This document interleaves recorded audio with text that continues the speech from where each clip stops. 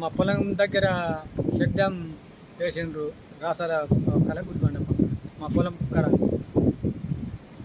ముందరికి దవ్వ ఏమంటే వేయలేదు. వేయనందుకు ఇక్కడ మళ్ళీ మా పొలాలన్నీ విక్కపోయినాయి.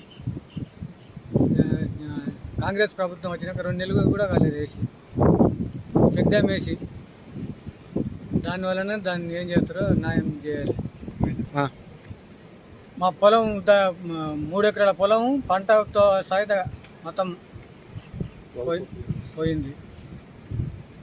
ఎమ్మెల్యే గారు దయ వలన ఎత్తనే చేయాలి.